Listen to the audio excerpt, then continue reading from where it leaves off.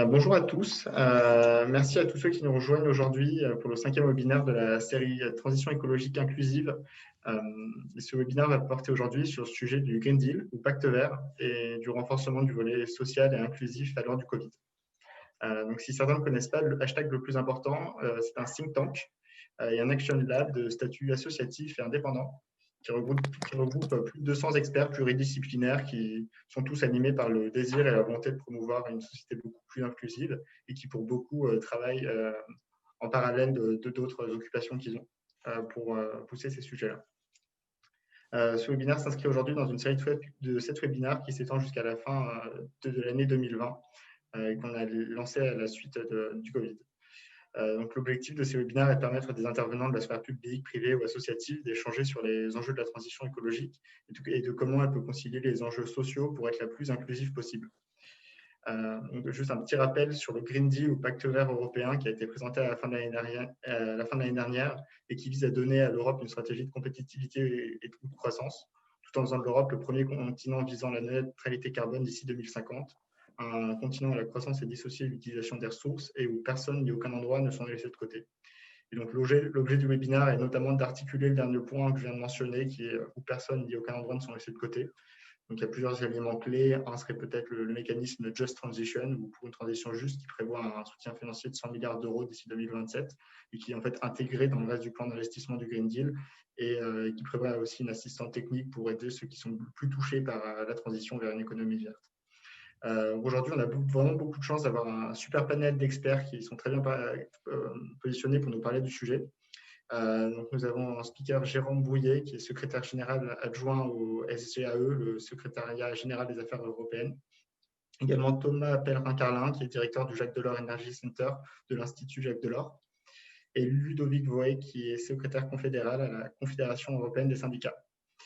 Donc juste pour le cadre qu'on vous propose pour le déroulé du think tank, on va avoir une série de questions qu'on va vous poser et vous pourrez à chaque fois nous répondre comme bon vous semble dans quelques minutes.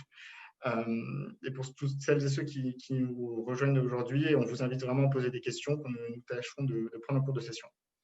Et pour celles et ceux qui n'ont pas pu nous joindre, le webinaire est enregistré et pourra être visionné par la suite sur Internet. Donc pour introduire la première question, je vais laisser la parole à Daniel Lenoir qui co-anime ce webinaire avec moi-même. Merci beaucoup. Merci Luc. Bonjour à tous, bonjour aux 3 intervenants et merci d'être avec nous.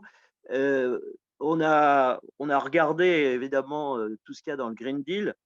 Il n'y a pas à proprement parler de volet social, mais il y a des dispositions sociales. Donc, on voudrait avoir votre avis général sur ces dispositions sociales du Green Deal. Et puis, je poserai une question un peu plus orientée parce que c'est un sujet sur lequel je suis motivé depuis longtemps. C'est est-ce que le Green Deal n'est pas aussi une possibilité de relancer ce vieux projet qui était cher à Jacques Delors d'une Europe sociale, donc qui serait à la fois une Europe sociale et environnementale. Alors, il faut que vous mettiez vos micros et je pense que alors je ne sais pas si Jérôme Brouillet est arrivé. S'il est là, c'est lui qui démarre et ensuite Thomas Pellerin-Carlin et ensuite Ludovic Voet. Oui, je suis bien arrivé, mais je ne sais pas si vous m'entendez bien. Si on vous entend, c'est parfait. Super. Eh bien, merci beaucoup et merci pour l'invitation. Je vais essayer de ne pas être trop long. Donc, vraiment 2 réflexions liminaires très courtes sur la question que vous posez. Je pense que le fait qu'on parle de ne laisser personne sur le côté quand on parle du Green Deal au niveau européen, et vous l'avez pointé tous les deux très justement, ça ne s'incarne pas vraiment dans les textes qui sont prévus sur le Green Deal.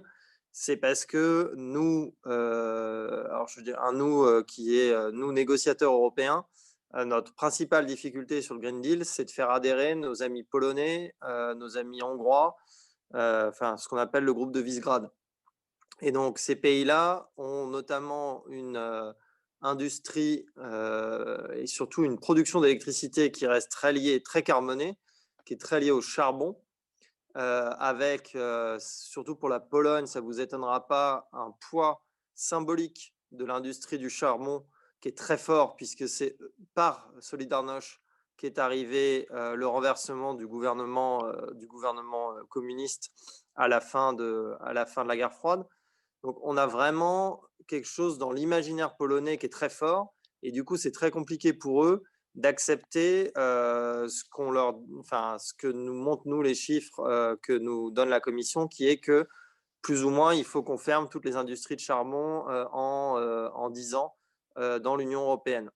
Et donc, c'est bien sous cet angle-là que c'est pris. Et le fonds de transition juste est en fait un fonds qui sert essentiellement à financer la transition de ces régions, de la Silésie polonaise, mais aussi de la Ruhr allemande, ce qui n'est pas sans poser des difficultés à d'autres États membres qui ont déjà fait leur transition. Typiquement en France, il y a eu un impact pérenne sur le tissu économique et social dans le nord de la France. Enfin, je ne vais pas vous faire un dessin, et dans l'est de la France. Et donc, il y a une vraie question de pourquoi on accompagne certains États membres alors que d'autres ne l'ont pas forcément été de la même façon lorsqu'ils ont réalisé leur transition. Donc ça, c'est vraiment sur comment on voit, pourquoi il y a ce langage dans tous les documents Green Deal. Ce qui ne veut pas dire qu'on ne pousse pas une Europe sociale, mais ça se fait plutôt par ailleurs. Et on a un agenda qui est extrêmement ambitieux sur la question. On a eu une déclaration qui s'appelle le socle européen des droits sociaux il y a quelques années au niveau européen. La Commission est en train de voir comment le mettre en œuvre, comment prendre une série d'initiatives concrètes pour appliquer ce socle européen des droits sociaux. Et là où ça va se cristalliser dans les prochaines semaines, c'est sur la question du salaire minimum, puisque la Commission, donc le commissaire Schmitt, qui est un commissaire luxembourgeois, veut vraiment faire de cette question du salaire minimum une priorité. C'est une priorité partagée par la France. Et on aura, donc ils ont consulté les partenaires sociaux. Les partenaires sociaux n'arrivent pas à s'emparer de la question. Et donc, on va entamer une négociation qui va être très compliquée sur la création d'un salaire minimum dans l'ensemble des États membres. Discussion qui sera compliquée à la fois avec des États membres dont la fibre sociale n'est pas totalement la même que la nôtre, mais également avec des États membres qui ont un modèle social très développé, mais qui ne fonctionne pas comme le nôtre. Et notamment, les pays scandinaves sont extrêmement hostiles à toute idée d'introduire un salaire minimum. Donc ça, sur l'Europe sociale, ça va être notre gros dossier des prochains mois, mais qui est donc du coup un peu décorrélé du Green Deal, où on va vraiment, là surtout à ce stade, on essaie de ne pas entrer dans un débat sur les outils d'accompagnement, parce qu'on voudrait obtenir un accord au Conseil européen de décembre. On n'a pas réussi à l'obtenir au Conseil européen qui s'est tenu la semaine dernière, sur l'objectif de réduction des émissions en 2030.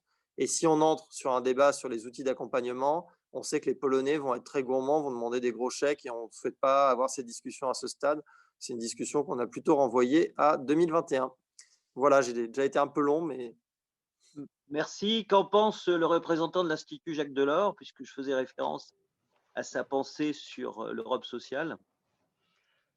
Bonjour et merci de l'invitation. À l'Institut Jacques Delors, on est des grands partisans du Pacte vert et notamment évidemment de sa dimension sociale. Et ce que, en tant que chercheur, je trouve important dans ce Pacte vert européen, c'est qu'en fait, pour la première fois de l'histoire européenne, on a un véritable projet politique qui met la question du climat en son centre et qui est un projet politique qui en plus est porté au plus haut niveau de l'Union européenne, à savoir par la présidente de la Commission européenne, Madame Ursula von der Leyen.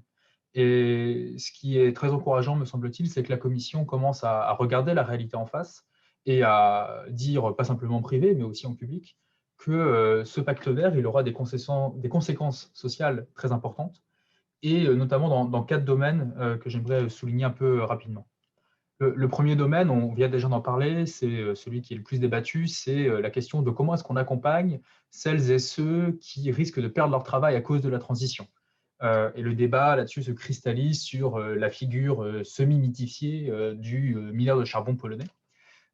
Et pour ça, il faut dire que dans la situation actuelle, l'Union européenne a maintenant de nombreux outils, dont le Fonds social européen, le Fonds européen pour la transition juste, qui permettent d'avoir une action européenne qui soit sérieuse, qui soit à la hauteur de cet enjeu-là, en tout cas. Mais cet enjeu-là, il n'est pas le seul. Il y en a au moins 3 autres. Le deuxième enjeu, me semble-t-il, c'est la question de la création d'emplois. et notamment la création d'emplois de qualité dans les nouveaux secteurs. On peut penser aux énergies renouvelables, mais notamment aussi à la question de l'efficacité énergétique. Et là, on est sur des emplois qui sont extrêmement variés en termes de compétences. Ça va d'emplois très peu qualifiés à des emplois très qualifiés en passant par quasiment tous les niveaux de compétences. C'est quelque chose qui est important pour toutes les régions européennes. Typiquement, des emplois pour la rénovation thermique des bâtiments, on est sur des enjeux qui sont même pas au niveau de la région, hein, parfois simplement au niveau du département. Donc, ça peut permettre des créations d'emplois extrêmement importantes. Et là, il y a une action européenne qui peut être utile, mais qui évidemment n'est pas suffisante. Hein. Ce n'est pas l'Union européenne qui crée directement des emplois dans les PME dans le département de la Manche, pour parler d'un département que je connais bien. Et au-delà de la création d'emplois, il y a évidemment la question de la qualité de ces emplois. Donc, il y a la question salariale, la question du rôle des travailleurs dans les décisions d'entreprise. Il y a aussi la question de la sécurité au travail, hein, parce qu'installer une éolienne, c'est évidemment un métier qui peut être dangereux pour me limiter à cet exemple-là. Il y a un troisième enjeu que, à mon avis, il faut aborder comme un enjeu de politique sociale dans la transition, c'est l'enjeu de la santé publique. On sait aujourd'hui que la pollution de l'air, les polluants chimiques ont un impact sur la santé. À titre illustratif, la pollution de l'air en Europe tue environ 400 000 personnes par an. Voilà. C'est à mettre en relation, hein, peut-être avec les morts de la Covid, par exemple.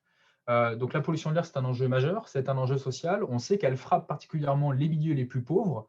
Si vous prenez dans une ville comme Paris, par exemple, vous savez que en gros, la carte de la pollution de l'air, c'est globalement, hein, la carte de la richesse et de la pauvreté, hein, dans n'importe quelle ville européenne. Donc ça aussi, c'est un véritable enjeu. Et en luttant contre la pollution de l'air, on améliore évidemment la santé publique de l'intégralité de nos sociétés. Et Dieu sait qu'on en a besoin alors que la deuxième vague de Covid est maintenant sur nous. Mais on améliore d'autant plus la santé des populations les plus fragiles, qui sont les premières victimes des pollutions. Et le quatrième et dernier enjeu, lui aussi, en tout cas, il peut être positif, me semble-t-il, c'est celui de la précarité énergétique. La Commission européenne a publié la semaine dernière sa stratégie de rénovation des bâtiments, qui est pour moi vraiment un enjeu extrêmement important, et il faut qu'on en parle plus et qu'on avance et qu'on agisse sur ça. Et dans le même temps, la Commission a aussi publié des recommandations sur la précarité énergétique. Et là, en fait, on voit très bien ce que, en tout cas dans le milieu des chercheurs, on sait depuis 10 ans, mais là, c'est intéressant de voir les décideurs politiques qui se saisissent de ça, qui est la question de comment est-ce qu'on sort des gens de la précarité énergétique par la rénovation intégrale des bâtiments. C'est-à-dire, on ne fait pas de la petite rénovation où on change 2-3 fenêtres, on rénove l'intégralité du bâtiment. Et du coup, pour un ménage modeste qui vit aujourd'hui dans ce qu'en France, en tout cas, on appelle souvent des passoires thermiques, donc des logements très mal isolés, on passe d'une situation où les gens dépensent 100, 200, 300 euros par mois de chauffage, et même dans ces conditions-là, n'arrivent pas à bien se chauffer parce que leur maison est dans un état déplorable, à une situation où, après une rénovation, ces gens-là en fait, économisent énormément d'argent. On est souvent sur des factures de chauffage de l'ordre de 50, 40, 30 euros par mois, donc des baisses très substantielles, notamment pour des ménages modestes. Et surtout, l'isolation fait que ces familles-là peuvent se chauffer et, pour le dire très clairement, arrêter d'avoir froid en hiver. Ce qui est, au-delà d'un enjeu social, me semble aussi un enjeu moral, hein, véritablement, et un enjeu de santé publique, alors qu'on est sur le point de confiner partiellement ou totalement des populations, y compris des ménages précaires, dans des logements mal isolés, alors que l'hiver arrive, pour parler de la situation actuelle. Et donc là, concrètement, pour moi, on a une politique très claire, où on peut clairement allier fin du mois, fin du monde, comme on dit souvent en France, où on peut allier écologie, économie et sociale, avec un projet de rénovation des bâtiments qui doit être extrêmement ambitieux et qui doit commencer par la rénovation des bâtiments où vivent les familles européennes les plus précaires. Ça améliore concrètement leurs conditions de vie, ça permet d'économiser pour ces familles-là 100, 200, 300 euros par mois, ce qui, pour les plus pauvres des Européens, c'est fondamental, hein, pour sortir la tête de l'eau. Donc voilà, je vais en rester là, mais il y a évidemment beaucoup de choses qui peuvent être faites positivement pour à la fois accélérer la transition écologique tout en rapprochant nos sociétés européennes de l'idéal de justice sociale auquel nous sommes très nombreux et très majoritaires à aspirer. Avant de donner la parole au représentant Ludovic Vouet, représentant de la Confédération européenne des syndicats, je voudrais dire qu'on aurait souhaité aussi qu'il y ait un représentant de Business Europe, du patronat européen. Donc, je vais compléter la question générale avec le point suivant. Est-ce que ça témoigne d'un désintérêt du patronat, et plus précisément, Est-ce qu'il y a un début de dialogue social européen sur les questions posées par le Green Deal? Mais donc merci pour, l'invitation et pour, ce débat. Je pense que le débat justement sur les liens, social, du Green Deal, c'est vraiment, le cœur, de la discussion qu'on doit mener parce que, pour nous en tant que syndicat, c'est clair que, en fait, ce sera impossible de faire une décarbonation de l'économie sans, amener, une Europe sociale forte. En tout cas, si, c'est évidemment possible de décarboner l'économie sans faire une Europe sociale forte, mais, l'adhésion des populations à cette décarbonation de l'économie ne sera pas là, parce qu'il y aura des effets, négatifs, forts. C'est évidemment pour ça que c'est important. Donc avec la Confédération européenne des syndicats, on soutient la décarbonation de l'économie et des objectifs ambitieux aussi pour 2030 de moins 55. C'est vraiment important, de pousser dans ce sens-là, mais donc ça nécessite à côté de cet agenda environnemental, et climatique, d'avoir un agenda, social fort et donc pour nous, c'est en partie, ce qui manque, dans le pacte vert. Donc même s'il y a un fonds de transition juste, pour nous, il est, insuffisamment, financé. Donc si on regarde, son financement, dans sa dernière version, donc acceptée par le conseil, il est à 17,5 milliards. Si je fais une comparaison avec, l'argent qui est mis sur la table par l'Allemagne seule pour la décarbonation, de ces régions, charbonifères. Il y a 40 milliards sur la table, en Allemagne pour transformer, pour décarboner, ces régions charbonifères et donc ça veut dire que l'Allemagne met plus que ce que l'Europe met, dans son volet social dans le fonds de transition juste. Donc évidemment, il y a aussi le mécanisme de transition juste, qui est un peu plus large, mais c'est pour donner un exemple et un ordre d'idée, sur, le défi alors que l'Allemagne n'est certainement pas le pays qui est le moins en capacité de financer. Donc si on parle d'autres pays qui sont dans les difficultés, comme à pouvoir financer des mesures de transformation de leur économie, comme la Pologne, la Tchéquie, la Bulgarie ou d'autres, on est face à des besoins qui sont importants. Et donc ça, c'est un premier élément. Pourquoi cet élément-là? Parce que justement, ça a été abordé avant aussi par les intervenants. La question du développement des régions et la création d'emplois de qualité, elle est vraiment, centrale et importante, pour nous. Et donc c'est pas seulement qu'il faut qu'il y ait un chèque qui soit là pour, le gouvernement polonais, c'est en fait, il faut un avenir pour, les gens qui habitent, dans les régions, à Katowice, en Silésie ou dans d'autres régions européennes. Et donc, pour prendre un exemple concret, l'argent qu'on met dans le pacte vert, européen, qui va permettre le développement, de nouveaux emplois. C'est clair que ça va permettre le développement d'emplois verts, mais si on regarde les endroits où vont se développer les emplois, ils vont pas forcément coïncider avec les endroits où vont se détruire, les emplois. Et donc si je prends par exemple le développement qui est vraiment positif aussi, de l'énergie éolienne en mer, bah, il va pas avoir lieu à l'endroit où on ferme les mines de charbon et donc c'est pour montrer et exemplifier le problème que ça pose pour des populations, qui ont besoin d'un futur et c'est pas la migration vers, les autres régions, européennes qui est leur futur. Ils veulent avoir un futur dans leur région. Ça veut dire qu'on a besoin de mettre de l'argent sur la table pour diversifier, l'économie, dans ces régions et donner un futur, aux travailleurs pour qu'il y ait pas de perte, de revenus donc amener la question de la protection sociale. Donc ça, en partie dans la régulation sur le fonds de transition juste, il y a en partie ces éléments qui sont pris. Ça peut évidemment cet argent peut financer de la protection sociale, de l'investissement, etc. Donc sur la régulation en elle-même, on a peu de critiques parce qu'elle a été améliorée et elle est en soi, en lien avec, les défis. C'est plus le niveau de financement qui est, problématique parce que la décarbonation de l'économie, elle peut pas vouloir dire une désertification pour les régions, en question. Sinon, ça voudra dire que sur le long terme, les travailleurs s'opposeront aux politiques climatiques et on sait très bien que justement dans ces régions-là, certaines forces politiques, jouent, sur cette question pour s'attirer les votes des travailleurs et des communautés. Donc c'est vraiment un problème. Deuxième élément, c'est que c'est important aussi quand on regarde, quand on investit justement de l'argent via les plans de relance ou via le Green Deal, au niveau européen pour investir, dans des secteurs. Donc la rénovation du bâtiment a par exemple été abordée. C'est un élément où, on doit vraiment investir dans la rénovation de ces secteurs, mais c'est aussi important de regarder derrière les conditions de travail dans les secteurs. Donc, autant la rénovation des bâtiments, elle va permettre en effet de réduire la pauvreté énergétique. Autant de l'autre côté, les secteurs de la construction, c'est un secteur où les conditions de travail, sont vraiment pas excellentes, pour être gentil. Et donc, ça amène la question de, les endroits les secteurs qu'on va soutenir, il faut aussi qu'il y ait des standards sociaux forts, qui soient associés, à ça. Donc, ça peut, valoir pour la rénovation des bâtiments, mais je pense aussi, à tous les secteurs, qu'on va développer, à l'avenir, par exemple comme, allez, on va soutenir, l'hydrogène vert. C'est très important qu'il y ait des nouvelles sources d'énergie et cetera qui soient soutenues.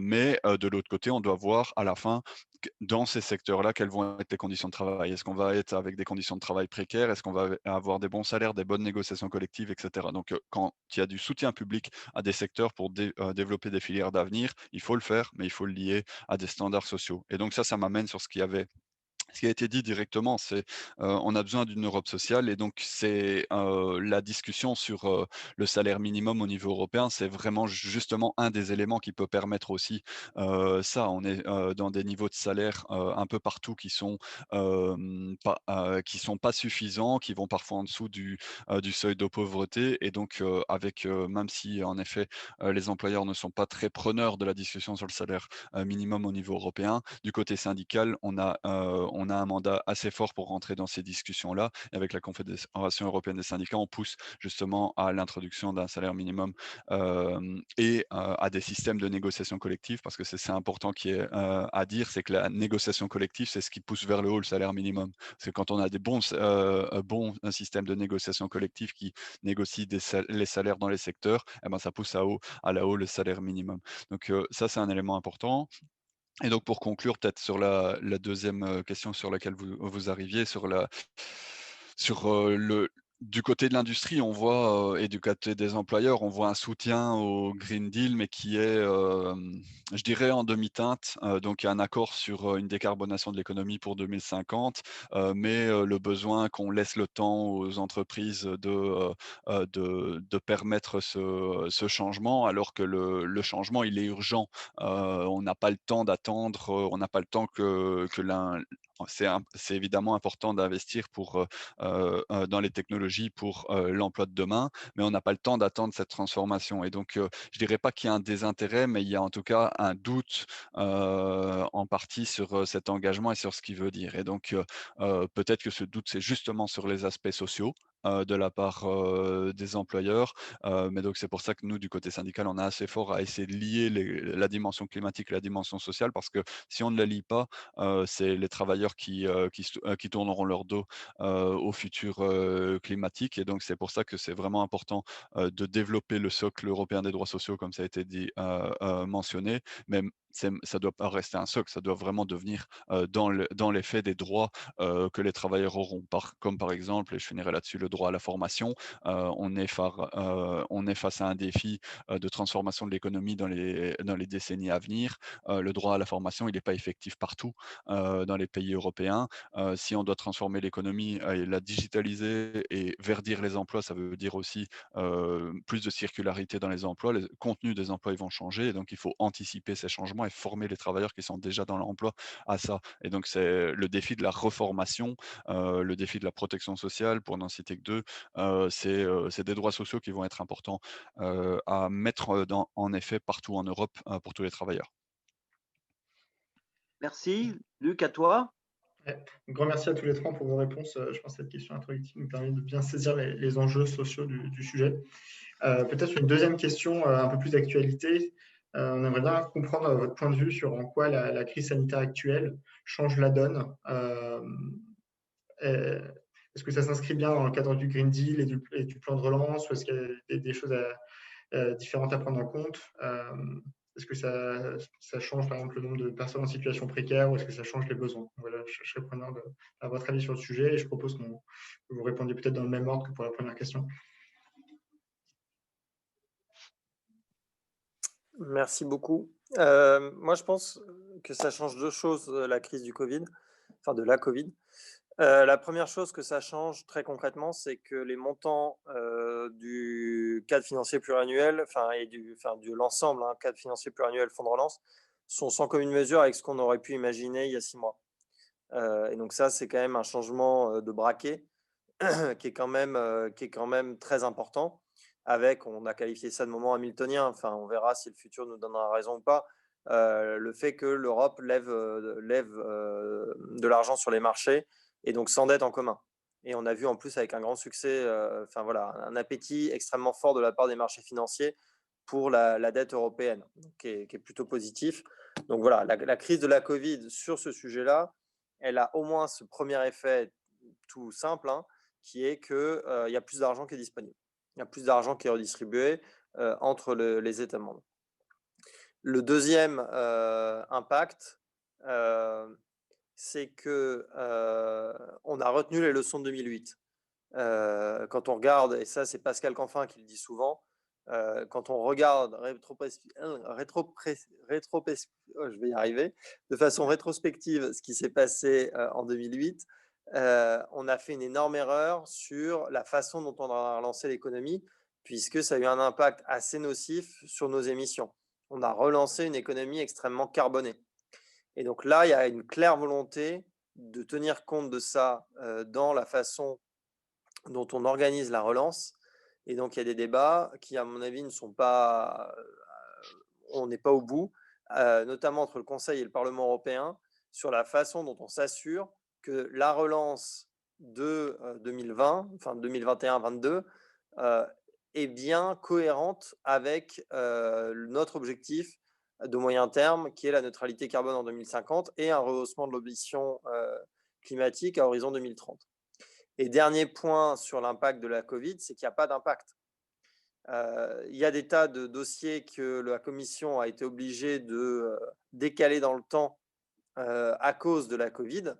À ce stade, on est plutôt dans les clous sur le climat. On tient le calendrier qui avait été annoncé par la présidente von der Leyen au début de son mandat et il n'y a pas de dérapage. Et donc ça, politiquement, c'est un signal qui est extrêmement fort qui est envoyé par la Commission européenne, qui est que le Green Deal reste au cœur de son mandat. Alors ça crée des débats politiques, notamment politiques intérieurs au sein du PPE et encore plus intérieurs au sein de la CDU. Je ne sais pas si vous avez suivi, mais depuis 15 jours, on a un petit peu de vague, enfin non, depuis une semaine, au sein de la CDU sur ce volet-là. Et notamment, le PPE est un peu agacé d'avoir vu le Parlement européen voter un objectif de moins 60% en 2030 et donc a une réaction un peu vis-à-vis de Ursula von der Leyen en lui reprochant d'être trop proche des Verts. Mais pour l'instant, politiquement, il y a vraiment un élan et un Parlement européen qui pousse les États membres à aller encore plus loin, même si les considérations tactiques sont assez claires dans le vote sur l'objectif 2030. Et Pascal Canfin les a même publiquement assumés. Donc voilà, pour moi, vraiment, c'est plus une opportunité. Et en tout cas, on a vu, il y a eu des tentatives au tout début de la crise, notamment de mémoire, Babis avait eu des propos un peu maladroits, le Premier ministre tchèque, en disant que ce n'était pas le moment de faire de la transition énergétique au milieu de la crise. Et assez vite, cette tentation a été refermée et tout le monde a acté qu'on allait continuer et qu'on allait déployer le Green Deal comme c'était prévu.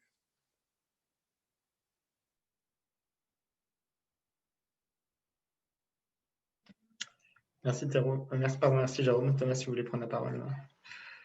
Oui, donc effectivement, je pense qu'on peut voir deux conséquences particulières de la crise de la Covid sur la question du Green Deal. Alors, notamment sur le volet social, évidemment, le premier point, c'est que la crise en fait aggrave très sérieusement l'importance de la question sociale. On a des millions de personnes, on ne connaît pas encore le chiffre, mais on a des millions de personnes qui étaient au bord de la pauvreté, mais je veux dire du bon côté, avec tous les guillemets qu'il faut dire au bon, en tout cas du pas trop mauvais côté, qui avait la tête un tout petit peu au-dessus de l'eau, qui là se retrouve du coup avec la tête sous l'eau. On a une augmentation des formes de chômage, à la fois le chômage classique, c'est-à-dire des gens qui ont perdu leur emploi, mais aussi des formes de chômage partiel qui est extrêmement importante. Et ça, effectivement, ça aggrave très clairement la situation sociale en Europe. Et je pense qu'il faut le le réaliser et de manière honnête. Alors, je peux le dire parce que du coup, ça, c'est l'avantage des chercheurs, on peut dire ce qu'on pense à partir du moment où c'est étayé par les faits, c'est que la crise va s'aggraver et elle est déjà beaucoup plus grave que ce qui avait été pensé par les décideurs français et européens au mois d'avril-mai, quand le plan de relance dont on vient de parler avait été conçu. Il faut quand même se rappeler que ce plan de relance, c'était l'idée que 2020, c'est grave, mais qu'à partir de fin 2020, ça s'arrange, et en 2021, on retourne à une forme de croissance extrêmement importante. Là, il faut regarder la réalité en face. La situation sanitaire et économique et sociale est beaucoup plus grave aujourd'hui que ce qu'on pensait qu'elle ne serait lorsque les décisions européennes et nationales ont été débattues. Donc ça nous renvoie avant cet été. Le deuxième élément, il a été évoqué, c'est la question de la relance de l'économie. Et donc là, il y a à la fois une question de quantité et une question de qualité. La question de quantité, c'est combien d'argent public on met, et la question de la qualité, c'est où est-ce qu'on met cet argent-là. Et je pense que là, en fait, on a ce qu'il faut pour faire la première véritable relance verte de l'histoire européenne. On a ce qu'il faut notamment parce qu'on a aujourd'hui pour l'instant des puissances publiques qui empruntent à des taux d'intérêt négatifs. Et juste pour étayer le point que vient d'évoquer Jérôme, là, l'Union européenne a levé 17 milliards d'euros d'argent sur les marchés il y a quelques jours, en émettant de la dette européenne. Elle a emprunté sur une période de 10 ans à un taux d'intérêt négatif de moins 0,24%. Donc, pour parler de façon très claire, ça veut dire que là, l'Union européenne, quand elle emprunte 100 euros aujourd'hui, elle doit rembourser 97 euros en 2030. C'est vraiment historique pour le coup que ça puisse être fait au niveau de l'Union européenne. Et je vous laisse imaginer le nombre d'investissements utiles pour la société et pour la stimulation de l'économie qu'on peut faire et qui offrent des retours sur investissement bien plus importants qu'un taux d'intérêt négatif. Donc là, il y a la question de la quantité d'investissement et une question qui va se poser, c'est au-delà du plan de relance qui a été adopté, en tout cas négocié en juillet et qui selon toute vraisemblance, sera finalisé là au mois d'octobre-novembre.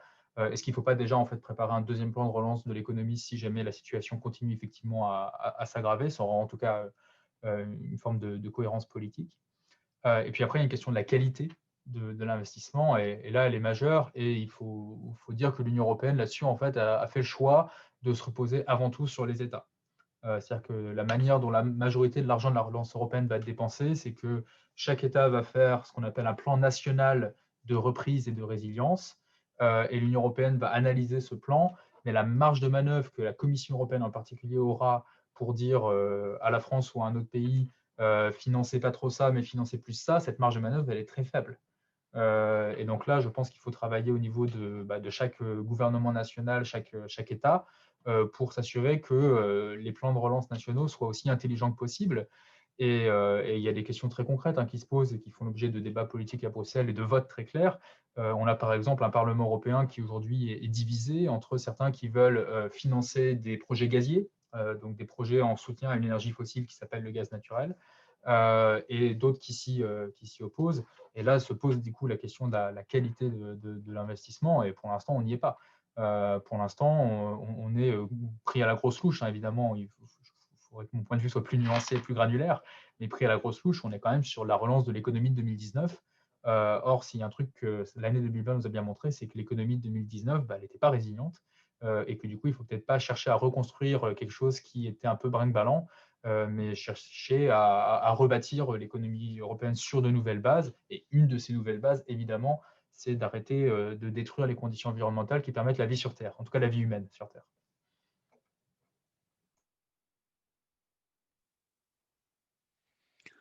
Oui, du coup, pour ma part, je pense que c'est important. Évidemment, la Covid-19 peut être une opportunité pour une relance plus verte, mais c'est évidemment, comme ça a été mentionné juste maintenant par Thomas, avant tout des désastres pour pas mal de travailleurs qui perdent leur emploi dans pas mal de secteurs et d'industries, à côté des chiffres qui pouvaient paraître super beaux de l'épargne de l'épargne qu'ont pu faire les Français ou les Européens en général pendant le confinement, on a maintenant les chiffres qui montrent que oui, bah, c'est les 5% les plus riches qui ont pu réellement mettre de l'épargne de côté, quand la majorité n'a pas pu mettre d'épargne de côté pendant le confinement, voire les 20% les plus pauvres ont perdu un peu de revenus. Donc, on voit que c'est des destructions d'emplois, on n'est qu'au début et les États ont réagi, et nous, on a beaucoup poussé à ce que ce soit le cas. Les États ont réagi avec des mesures de protection de l'emploi via le chômage, via les systèmes de protection de l'emploi avec les systèmes de sécurité sociale. Donc, je pense même qu'au début, on a protégé de l'emploi et donc il y a déjà pas mal de destruction d'emplois. Si on ne continue pas à protéger ces emplois avec ces systèmes comme le système de réassurance chômage, on va voir des grosses destructions d'emplois sur le long terme. Donc c'est évidemment dur de voir le Covid-19 comme une opportunité en tant que représentant des travailleurs qui sont en train de le perdre, ce travail. Surtout que l'effet sur le long terme sur nos industries, il est vraiment pas clair qu'il soit positif. La situation industrielle européenne, alors que l'Europe a été fortement à l'arrêt, risque de le redevenir en partie, même si les industries continuent à tourner, alors que le reste du monde continue à tourner.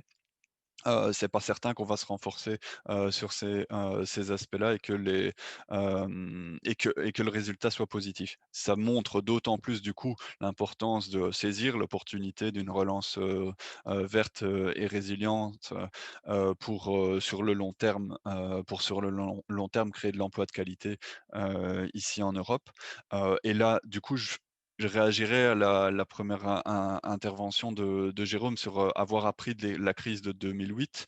Je suis assez d'accord que sur l'aspect de la crise de 2008, on a appris sur le fait que le problème de 2008, c'était, qu'on a relancé, d'une certaine manière, de manière exponentielle les émissions de gaz à effet de serre. Mais un autre élément de la crise de 2008, c'était l'austérité et les coupes dans les services publics, les coupes, et donc l'impact sur l'économie réelle, donc beaucoup de plans d'austérité. Là, on a l'impression qu'on a appris. On n'est pas encore à l'austérité, on a suspendu, et c'est assez positif, on a suspendu le pacte de stabilité et de croissance, pour le moment. Mais c'est pas clair que dans 2-3 ans, le deal qui a été mis sur la table et les 750 milliards, on va pas devoir les repayer.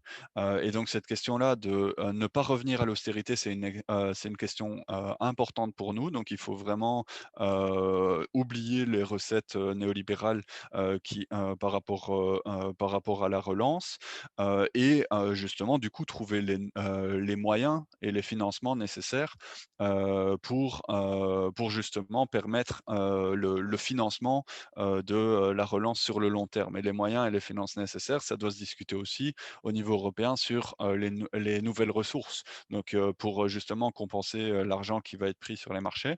Voilà, une taxe sur les transactions financières, une taxe sur le digital, les taxes donc il faut aller chercher l'argent, pas dans les poches des gens qui ont souffert de la crise, mais aussi, dans la poche de ceux qui en ont profité. Et je veux dire, le secteur digital, c'est lui qui a profité de la fermeture des commerces, depuis 6 mois. C'est, Amazon qui a fait des milliards, de bénéfices pendant que les commerces étaient fermés. Et donc, je veux dire, à un moment donné, quand on fait du bénéfice, on doit aussi participer au financement public. Et c'est des éléments qui vont être importants face aux grandes multinationales, qu'au niveau européen, on ait des réponses concrètes pour ça, pour pas seulement évidemment pour la dimension de justice fiscale, pour la dimension que les États seuls sont en difficulté de le faire et que l'Europe sera plus forte dans cette question-là, mais finalement pour financer justement ces plans de relance, parce que ce plan de relance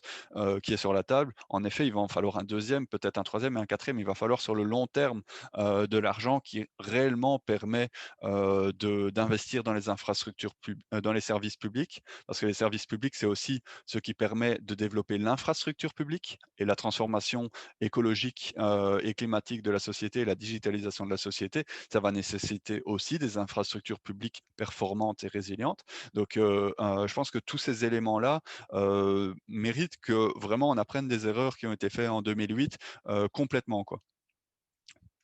Merci. J'ai envie de prolonger ce que vous avez dit tous les trois et merci pour ces éclairages.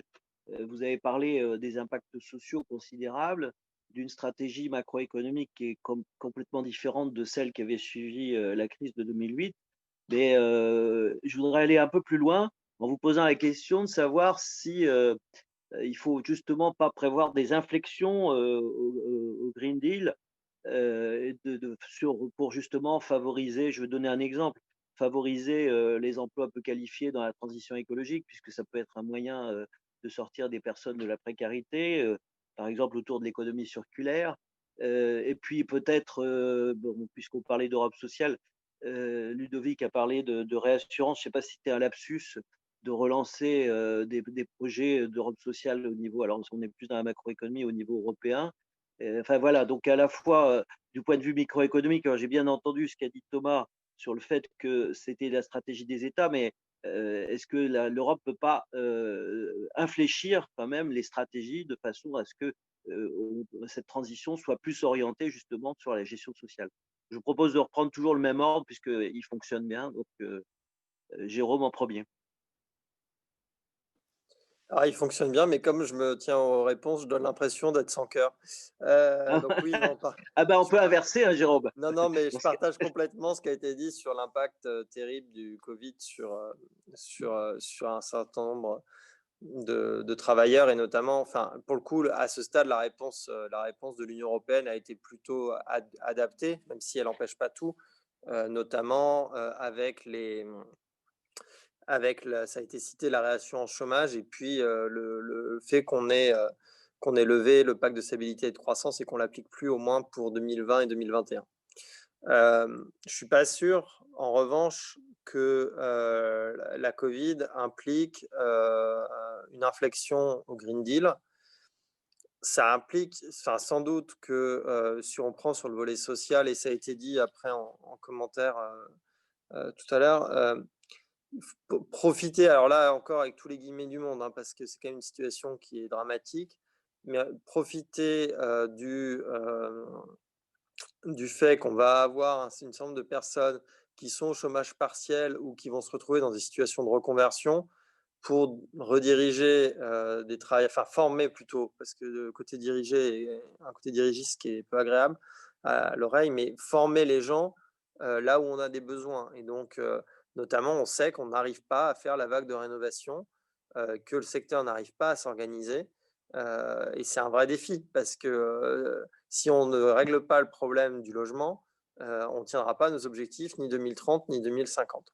Donc à cet égard, je pense qu'il n'y aura pas vraiment d'inflexion. Il faut plus, encore une fois, que tous les outils qu'on met en place, on garde en tête cette boussole qui est la neutralité carbone 2050 et le rehaussement 2030 à moins 55. En revanche, là où il y a une question de réorientation de l'Union européenne et ça rejoint ce qui a été dit sur tirer complètement les leçons de 2008, il ne faut pas oublier que 2008, il y a une crise qui est mondiale, 2008, et il y a une crise qu'on se construit tout seul, qui est 2010, et avec la crise de la dette grecque, qui est en plus très liée à une difficulté très limitée dans un pays avec des comptes qui étaient faussés depuis de nombreuses années. Mais on a quand même été une des seules régions du monde qui, du coup, a connu 2 récessions, avec tous les impacts sociaux et économiques que ça a eu. Et donc, du coup, côté français, et Clément Beaune a déjà eu l'occasion de le dire, on plaide pour qu'il y ait une vraie réflexion en 2021 sur le pacte de stabilité et de croissance et la façon dont il doit être ajusté pour le coup. Donc, ce n'est pas tant le Green Deal pour moi qui doit être ajusté que le pacte de stabilité et de croissance, à la fois aux enjeux sociaux, parce qu'il ne faut pas refaire l'erreur de 2008 où en fait on a fait une politique récessive, enfin on a fait une consolidation budgétaire à contretemps, trop rapide, et qui finalement nous a entraîné, en plus avec la difficulté grecque, dans une deuxième récession. Donc ça, il faut vraiment qu'on l'évite.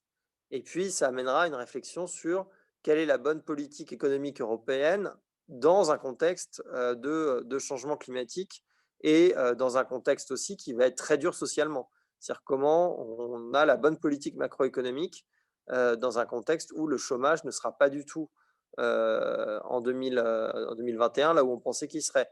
Et je rejoins complètement ce qui a été dit. faut faire attention à pas être dans je veux pas donner cette impression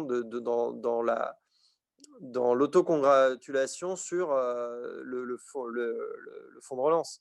Effectivement, quand on l'a calibré, on l'a pas calibré avec une deuxième vague ou une troisième vague et puis tout dépend aussi de la date à laquelle on aura le vaccin. Donc tout ça fait que il va falloir continuer à bien se coordonner pour veiller à ce que les impacts économiques de la crise soient le mieux gérés possible. Donc, du côté de l'Institut Jacques Delors et de Thomas Pellerin. Pour rebondir sur ce qui vient d'être mentionné, si je peux utiliser une métaphore, quand on fait la navigation et qu'on est sur un bateau et qu'on se rend compte que le bateau a des avaries, l'idéal, c'est de profiter du temps calme pour aller au port, réparer tout et après on repart. Ça, c'est ce que, en tout cas, nous, à l'Institut Jacques Delors, on plaide, et on plaidait par exemple il y a plus de 2 ans maintenant pour une réforme notamment du pacte de stabilité et de croissance. Je renvoie à un article qui a été coécrit par le président de l'Institut Jacques Delors à Berlin, Henrik Anderlein, et qui faisait partie de ces 14 économistes français et allemands qui ont fait une proposition de réforme en profondeur et qui me semble extrêmement intéressante. Et donc là, évidemment, l'idéal aurait été de changer tout ça il y a 2 ans et demi. Donc ça, c'est l'idéal en termes de ce qu'est la bonne politique publique. Après, il y a les contraintes politiques qui sont ce qu'elles sont, et qui fait en fait que le moment où on est, en tout cas, nos élus politiques sont capables de faire des réformes, c'est en temps de crise comme on l'est aujourd'hui. Et je pense que du coup, il est temps, si je puis dire, de relire ces propositions qui avaient été faites notamment par Henrik Anderlein et d'autres économistes qui, me semble-t-il, permettraient en fait d'avoir une approche de la politique macroéconomique plus basée sur des notions à la fois de solidarité, de discipline intelligente, mais aussi du coup de résilience de nos économies. Un autre point peut-être à souligner, puisqu'on est en train de rentrer dans la deuxième vague du Covid, c'est l'importance en fait de l'anticipation. Et ce qui est assez étonnant, c'est qu'on se rend compte en fait qu'il y a des options de politique publique qui ont été établies par le passé, qui ont été étudiées, et c'est pas celles en fait qui sont appliquées en temps de crise, où on a tendance à improviser des choses. Par exemple, moi je ne suis pas au courant d'aucune étude qui ait prouvé l'efficacité ou l'inefficacité d'un couvre-feu sur des mesures sanitaires, ou même l'impact d'un couvre-feu sur l'économie. Donc là, on improvise, ça peut se justifier pour des raisons politiques. Et l'idéal, quand même, c'est d'anticiper et notamment de faire plusieurs scénarios d'évolution. Donc, typiquement, quelque chose qui peut être fait là en ce moment, c'est de faire des scénarios d'évolution différents de la crise et de prévoir déjà des réponses de politique publique qui puissent être adaptées à ça. Et par exemple, de manière très, très concrète, moi, ce qui me semblerait utile, c'est de voir quels sont les types de projets concrets qui peuvent être financés en 2021, 2022, 2023, notamment si la crise s'aggrave, pour relancer l'économie d'une manière qui soit à la fois écologique et socialement juste. Et typiquement, sur la question de la rénovation des bâtiments qu'on a déjà adressée aujourd'hui, il y a une question de structuration d'une filière qui est très mal structurée. Et ça, il faut s'y prendre maintenant, parce que ça va mettre des mois et des années pour pouvoir structurer une filière qui est extrêmement complexe, qui va des méga-usines qui produisent des matériaux isolants, des pompes à chaleur, etc., jusqu'à des TPE qui font des travaux de rénovation au niveau très local. Et ça, l'Union européenne pousse pour ça avec sa stratégie de rénovation des bâtiments publiée du coup la semaine dernière. Mais l'Union européenne, là-dessus, elle fait l'impulsion, mais il faut aller beaucoup, beaucoup plus loin, et il faut un rôle très important des États et des régions dans ce domaine-là. Et donc, ce point de vue, les inflexions, elles sont plutôt au niveau des États, c'est partagé par la Confédération européenne des syndicats, ou vous avez un point de vue un peu différent? Je pense qu'il y a il y a 2 aspects. Donc, en effet, il y a des inflexions qui devront être faites au niveau des États, ça je vais y arriver, mais je pense qu'au niveau de la Commission aussi, sur les plans qui ont été mis en place, au niveau des institutions en général, si on reprend l'exemple des plans de réassurance chômage, donc, une réponse ambitieuse au moment où c'était nécessaire, mais le problème, de ce plan de réassurance chômage, c'est qu'il finance les systèmes d'assurance chômage existants dans les États membres. Il ne couvre pas l'inadéquation, le manque de couverture de certains systèmes. Et donc, il y a beaucoup de travailleurs qui, du coup, enfin, de travailleuses surtout, et du coup, de jeunes travailleurs précaires, qui sont hors des systèmes de sécurité sociale et qui n'ont pas pu être soutenus pendant cette période de confinement.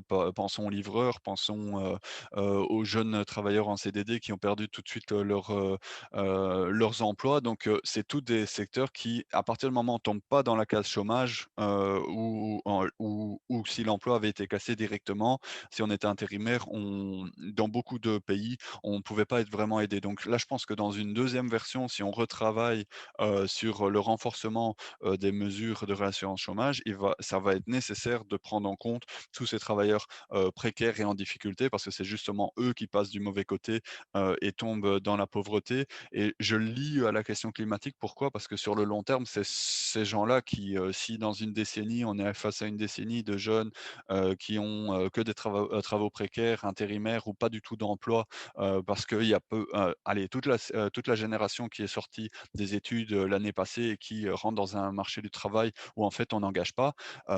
Si on crée du chômage de longue durée, c'est toute une partie des gens qui ne soutiendront pas des politiques climatiques si elles ne créent pas des opportunités d'emploi pour eux et un futur pour eux. Donc ça, c'est un premier élément.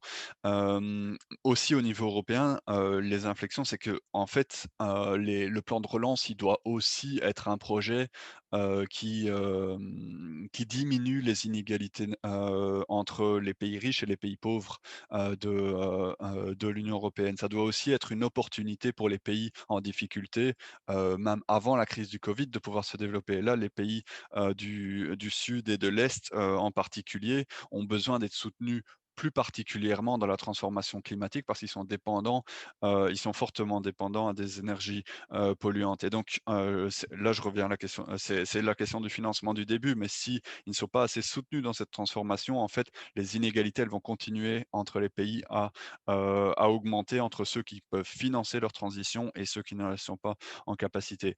Mais après, comme ça a été dit, beaucoup de choses sont en main des États. Je parlerai aussi de la question, je pense qu'il faut, c'est pas forcément une inflexion, mais c'est ici un renforcement ou une prise plus au sérieux de la question de la formation et de la reformation des travailleurs pour les défis, pour les jobs de demain. Donc, je pense que là-dessus, on n'est pas très loin, et il y a vraiment, et le problème, c'est qu'en effet, c'est les compétences des États. Et donc quand on regarde le Skills Agenda, donc l'agenda des compétences, lancé par, la Commission européenne, c'est pas qu'on est contre, avec, la Confédération européenne des syndicats, mais on n'a pas l'impression que ça va réellement répondre aux besoins de requalification des travailleurs, dans les différents secteurs, pour les emplois de demain. Parce que bon, il y a ce problème de pas vraiment réussir à avoir la main. Et je dis pas que c'est nécessaire. L'Europe doit pas avoir la main sur l'éducation et la formation, qui reste une compétence nationale, mais il faut réellement qu'on puisse toucher à cette question pour reformer les travailleurs dans l'emploi par l'anticipation des changements qui vont avoir lieu dans les secteurs, et donc par la discussion aussi via le dialogue social. Également, là, c'est entre les États et l'Europe, c'est casser les silos. Je pense à la Commission, donc il y a la DG Climat qui travaille sur le Green Deal. Ils travaillent en partie avec la DG Emploi, pour les dimensions emploi, mais il y a quand même des silos. Il y a une politique environnementale et il n'y a pas un lien fort entre la politique environnementale et la politique sociale. On l'a abordé avant. Et donc le socle européen des droits sociaux, par exemple, c'est pas au cœur, n'est malheureusement pas au cœur du Green Deal. Alors que si on lit le socle européen des droits sociaux, il faut réellement le mettre en place. Ça, c'est une priorité pour nous en tant que syndicat, mais c'est aussi une réponse. En fait, aux dimensions climatiques, ces différents droits sociaux. Donc casser les silos entre à la Commission elle-même, mais aussi sur le lien avec les États membres, où les États membres maintenant ne doivent pas se limiter à un socle qui a été une déclaration signée, ils doivent vraiment le mettre en place. Et là, on a beaucoup d'espoir avec la présidence portugaise l'année prochaine que c'est quelque chose qui va avancer, ce socle européen des droits sociaux, avec des droits qui sont pas seulement dans un document, mais qui sont des droits réels pour les travailleurs sur le terrain. Et dernier point, pour moi, d'inflexion possible, c'est de beaucoup plus renforcer la question des conditionnalités. Donc on donne de l'argent à des entreprises dans beaucoup de pays sans réellement voir si cet argent il va ramener dans des investissements fossiles ou pas, sans conditionnalité de au moindre respect du dialogue social. Donc il y a beaucoup d'argent et il fallait sortir l'argent pendant le début, au niveau de début de la crise, mais c'est important pour nous que cet argent-là, qui est de l'argent public, qui est de l'argent communautaire, c'est de l'argent qui doit pouvoir aller à la protection de l'emploi sur le long terme, et pour ça, on a besoin que les entreprises qui soient aidées, 2 semaines plus tard, elles annoncent pas des milliers de suppressions d'emplois. Donc la question du respect du dialogue social, le respect des conditions de travail, le respect de la négociation collective et oui, au moins, de ne pas être aidé à coups de milliards et puis envoyer des milliers de personnes à Pôle emploi. Je pense que c'est des questions qui sont importantes aussi à amener maintenant qu'on est un peu plus mûr dans la crise. S'il y a des deuxièmes vagues de mesures qui doivent arriver, la conditionnalité des aides, elle est quand même importante à amener sur la table. Alors, on ne va pas avoir le temps de vous poser toutes les questions qu'on avait envie de vous poser. Je vais m'autoriser, Luc, tu m'en excuseras, à essayer de regrouper toutes ces questions autour de la dernière. C'est de vous demander à chacun si vous aviez une recommandation à faire sur le sujet, laquelle serait-elle? Alors, que ce soit sur la place des entreprises, des partenaires sociaux, pour revenir sur ce qui vient d'être dit, sur la valeur ajoutée que peut apporter l'Europe sur ces questions de transition environnementale.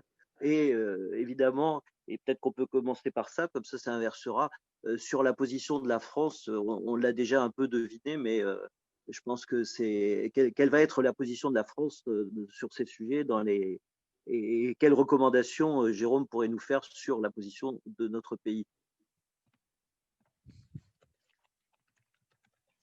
Merci. Je pense que nous, on va, enfin, je l'ai dit, hein, il y a 2 choses qui seront importantes pour nous. La première, c'est que la boussole climatique, on la règle très vite et que donc on se fixe très vite nos objectifs pour 2030. L'échéance, enfin voilà, maintenant on s'est repoussé à mi-décembre, mais il faut que l'Europe soit au rendez-vous. Le 12 décembre, on fêtera les 5 ans de l'accord de Paris. Il est important que ce jour-là, l'Union européenne soit en mesure de dire où elle va en 2030. Et on s'était engagé à Paris à rehausser progressivement nos objectifs. On n'avait peut-être pas envisagé de les rehausser si vite, mais l'urgence climatique est telle aujourd'hui et l'impact est tellement constaté que on ne peut pas faire autrement que de rehausser notre objectif. Et donc, nous, notre premier objectif c'est bien celui-là, c'est d'obtenir un accord au Conseil européen sur un objectif rehaussé à moins 55. Deuxième objectif, c'est que le fonds de relance soit effectif le plus rapidement possible et qu'on puisse commencer à décaisser rapidement en 2021. Donc ça renvoie aux négociations qui sont en cours avec le Parlement européen, avec un certain sens de l'urgence de la situation, parce qu'on ne peut pas se permettre d'attendre encore des mois avant de décaisser et qui a un effet sur le terrain, compte tenu de l'impact qu'on constate et qui est encore plus sévère que ce qu'on pensait, et l'importance que les plans de relance nationaux tiennent bien compte de ces impératifs climatiques. Alors, je me permets une petite parenthèse, je crois que c'est Thomas qui l'évoquait. Il faut toujours faire attention parce que le contrôle par la Commission des plans nationaux, ça renvoie aussi au débat qu'on a eu pendant les 4 jours du Conseil européen, poussé par certains États membres sur le degré de contrôle par la Commission européenne des plans nationaux. Et c'est un sujet qui est extrêmement délicat, notamment pour nos amis italiens. Et le troisième, mais qui est là plus de moyen terme, c'est de relancer effectivement les débats sur. Il y a des travaux qui avaient été bien menés par des économistes franco-allemands qui ont été rappelés, mais il faut qu'on lance les travaux sur le pacte de stabilité et de croissance parce qu'on ne peut pas se considérer qu'on sortira de la crise comme on y est entré. Voilà un peu les 3 priorités à court et moyen terme. Merci. Et du côté de l'Institut Jacques Delors, votre recommandation en quelques mots, puisqu'on est en train de jouer les arrêts de jeu là, de notre webinaire. Évidemment, il y a mille choses à dire, mais s'il faut retenir qu'une, c'est vraiment l'importance de la question de la rénovation des bâtiments, notamment dans le contexte de la crise actuelle. Les bâtiments, c'est là où on consomme 40% de l'énergie, donc c'est vraiment fondamental d'un point de vue environnementale. C'est aussi un enjeu industriel, on a tendance à l'oublier. C'est toute la question de la production des matériaux isolants, des pompes à chaleur, mais aussi du béton, de l'acier, de tout ce qui est utilisé ensuite dans la construction ou dans la rénovation de bâtiments. C'est un enjeu financier majeur. Il y a une question là aussi pour notamment les banques privées d'enfin se saisir de la question de la rénovation du bâtiment, ce qu'elles n'ont pas fait depuis plusieurs décennies.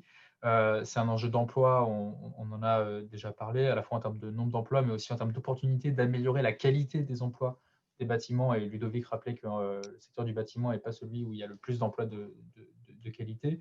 C'est aussi des emplois qui peuvent avoir du sens, notamment pour les plus jeunes, parce que fondamentalement, au-delà de la rénovation, c'est très littéralement nous permettre d'augmenter les chances de la survie de notre civilisation. In fine, c'est de ça dont il s'agit aussi sur ce sujet-là. Et là, il y a besoin d'une action européenne, vraiment européenne dans le vrai sens du terme. C'est-à-dire pas simplement de l'Union européenne, mais aussi des États, des régions.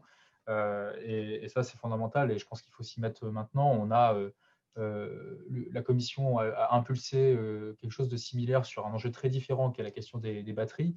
La Commission a impulsé ça il y a 3 ans maintenant et on voit enfin les premières usines sortir de terre et ça a été un succès.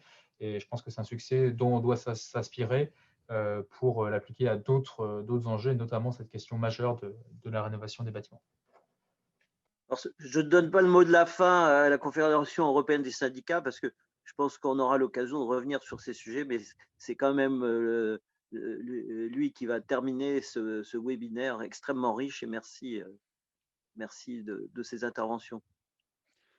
Oui, donc merci pour une recommandation. Bah oui, évidemment, pour moi, c'est les travailleurs qui sont aussi les premiers impactés par les mesures climatiques. Donc, si on veut qu'il y ait une acceptation sociale, enfin les travailleurs et les communautés en général, il faut vraiment travailler l'acceptation sociale des mesures. Je pense que sur le papier, il y a beaucoup de mesures qui sont bien réfléchies, bien pensées, mais après, elles doivent se confronter à l'acceptation sociale des mesures. Je pense qu'on a la même chose avec la crise sanitaire. On peut écouter la science, mais si on n'explique pas la science, à un moment donné, les gens décrochent.